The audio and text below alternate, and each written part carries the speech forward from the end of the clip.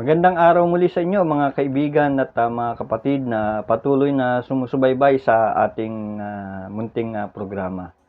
Sa gabing ito ay muli tatalakay tayo ng ilang paksa sa Biblia at titignan natin kung ano yung kahulugan. Ano?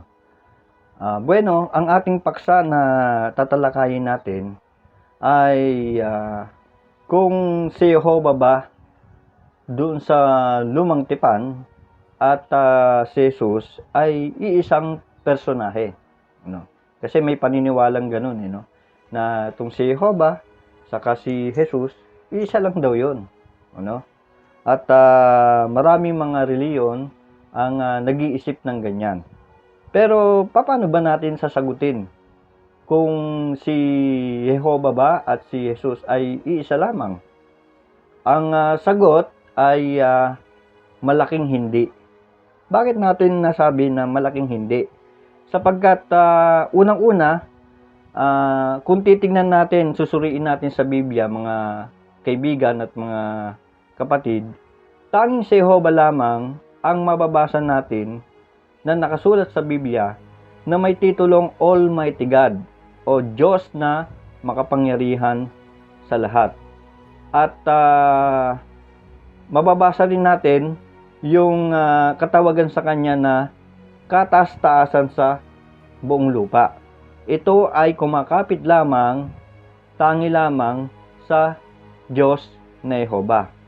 Yung katagang Almighty God, ay mababasa natin doon sa Exodus 6:2-3 na si Jehovah ang Diyos na makapangyarihan sa lahat, At yung awit 83:18, ito naman, mababasa naman natin dito, siya yung kataas-taasan sa buong lupa o buong sinukob, At marami pa mga teksto, pero hindi na natin babasahin yan, mga kapatid at mga kaibigan, sapagkat kukulangin tayo ng oras.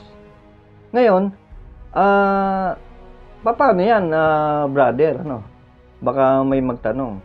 Si Jesus ay kinapit din sa kanya yung titulong Mighty God o makapangyarihang Diyos.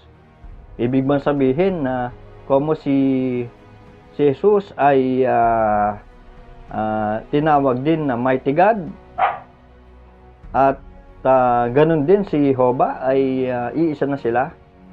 Bueno, hindi. Katulad nga nung na basa na natin, at na sabi na natin, doon sa Exodus 6:2-3, mababasa natin na tanging si Jehovah lamang ang kinakapitan ng Almighty God. O sa salitang Hebreo ay El Shaddai. Ayan, So, El Shaddai ang tawag, Kamusta naman yung titulo ni Jesus na mababasa natin doon sa Isaiah 9:6 na Mighty God, Sa Hebreo, yung Mighty God ay El Gibor. So, magkaiba yon mga kaibigan at mga kapatid, Yamang si Jehovah ang tinatawag na El Shaddai o Almighty God, Ibig sabihin, mas mataas yung kanyang posisyon, at mas mataas yung kanyang kalagayan kumpara sa ating Panginoong Hesus, Parang ganito yan, mga kababayan, at mga kaibigan, Parang halimbawa sa isang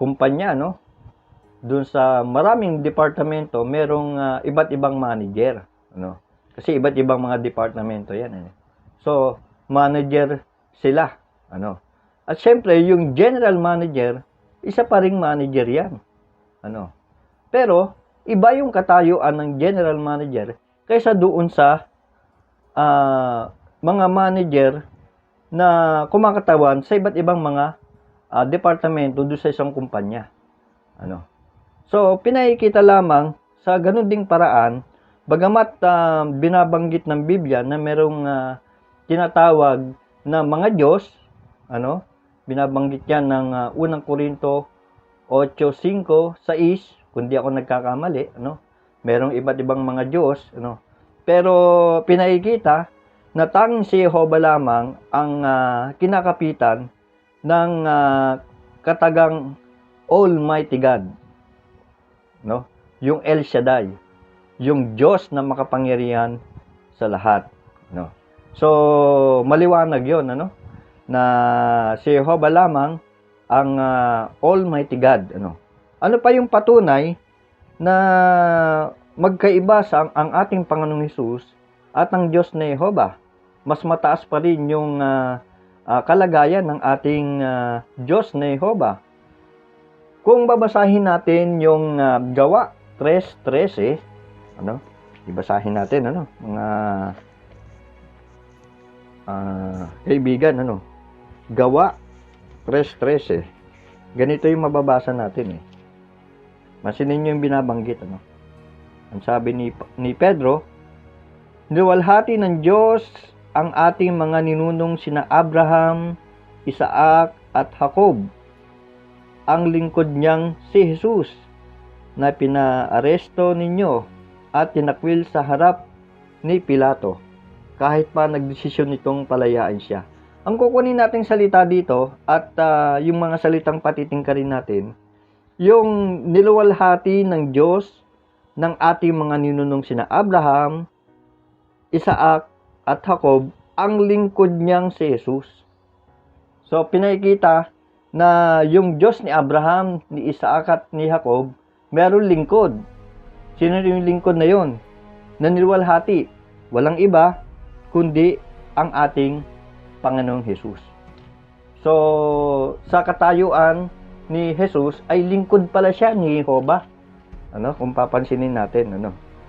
At doon sa katayuan ni Jesus na pagiging lingkod, ano, alam naman natin kung ano yung katayuan ng isang lingkod. Yung lingkod, kaya siya tinatawag na lingkod, ay naglilingkod siya. Sumusunod siya sa mga utos na ibinibigay sa kanya ng pinaglilingkuran niya. Ano? So, paano ba natin nasabi na talagang lingkod ang ating Panginoong Hesus?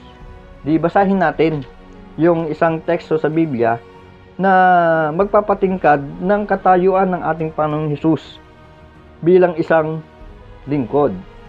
Mateo 20:28. Ang sabi ay ganito. Ang sabi sa Matthew 20:28.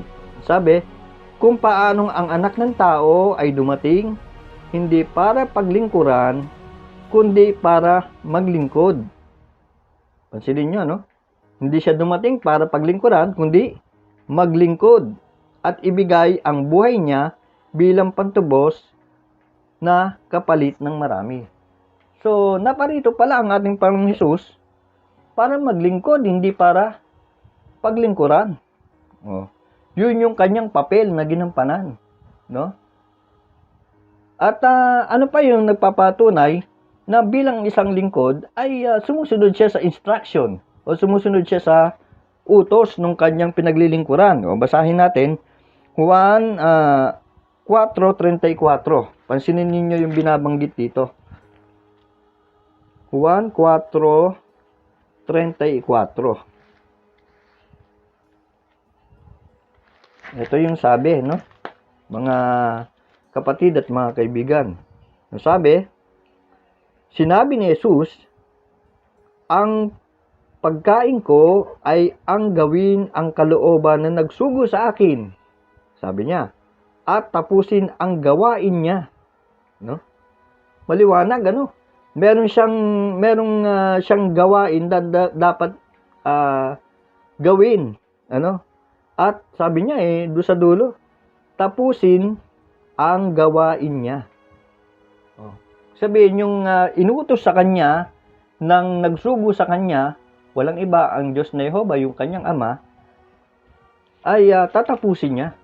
So meron palang gawain ang ating Panginoong Hesus na inutos ng kanyang ama na Diyos na Jehovah.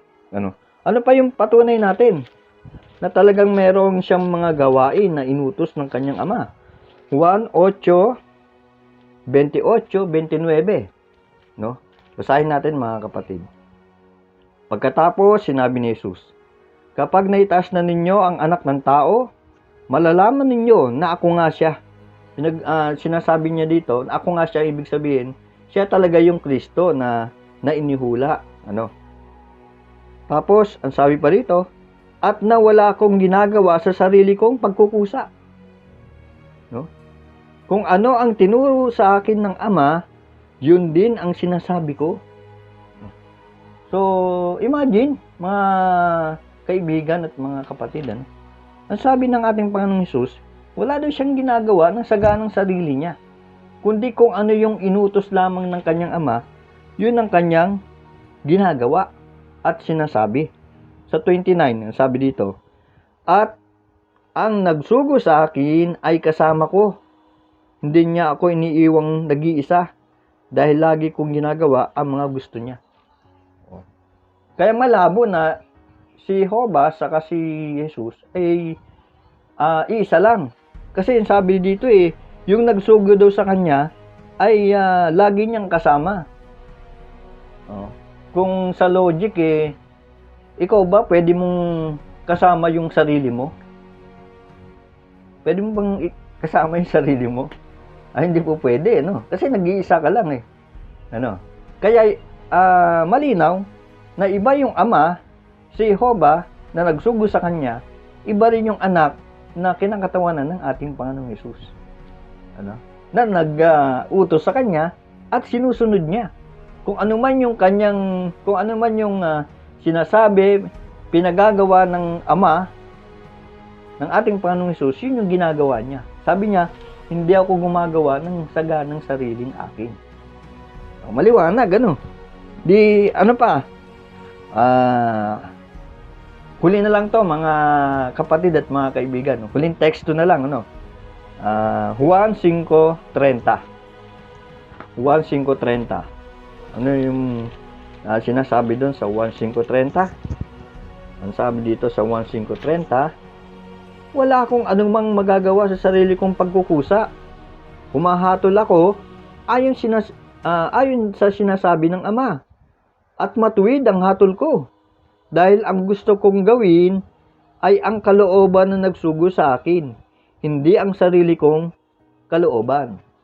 Maliwanag, no? Na yung ginagawa ng ating Panginoong Hesus, kung ano man yung kanyang ginagawa, hindi yung sarili niyang kalooban, kundi kung ano lang yung kagustuhan ng kanyang Ama na nasa langit, na umaalalay sa kanya sa pagkakataong yun. Ang sabi pa dito, maliwanag, ano? Wala akong anumang magagawa sa sarili kong pagkukusa. Di siya umaaksyon, di siya kumikilos nang hindi kagustuhan ng kanyang Ama. No. Kaya kung iisipin natin, kung yung nagsugo sa kanya, siya rin yun, ay malabong-malabo. Bakit? Sana sinabi na lang ni Jesus dito na kung ano yung gusto kong gawin, gagawin ko kasi ako rin yun. No? Siya rin yun, nagsugo sa akin, ako rin yun. Kaso wala Saka malabong isipin, ano? Malabong logic yun kung ganun yung ating iisipin. Iba yung nagsugo, iba yung isinugo. At yung nagsugo, siya yung nagbilin kung ano yung gagawin niya doon sa kanyang isinugo. Kaya lahat ng ginagawa ng ating Panginoong Hesus, no, hindi niya sarili yon, kundi kalooban nung nagsugo sa kanya. Alam nyo, mga kapatid at mga kaibigan, maraming mga teksto pa sa Biblia, kung susuriin natin at iisa-isahin natin, ay kulang siguro ang 1 oras, 2 oras, 3 oras, 4 na oras, no? Para talakayin natin.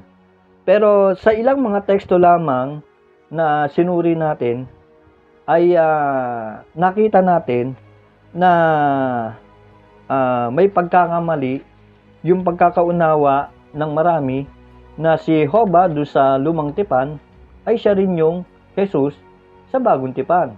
Ano? Maling-maling isipin yun. Ano? Kaya, para doon sa mga kaibigan natin na gusto pang maliwanagan ng sinasabi ng Biblia tungkol sa ating Panginoong Hesus, ay inaanyayaan ko kayo na mag-aral ng Biblia. No? At sa pag-aaral ng Biblia, ay hindi lamang yan yung inyong matutuklasang katotohanan, kundi maraming katotohanan pa ang maisisiwalat sa inyo sa inyong pag-aaral ng Biblia sa mga saksi ni Jehovah. So yun lang mga kaibigan at mga kapatid, maraming salamat sa inyong patuloy na pagsubaybay sa aking munting vlog. Bye-bye!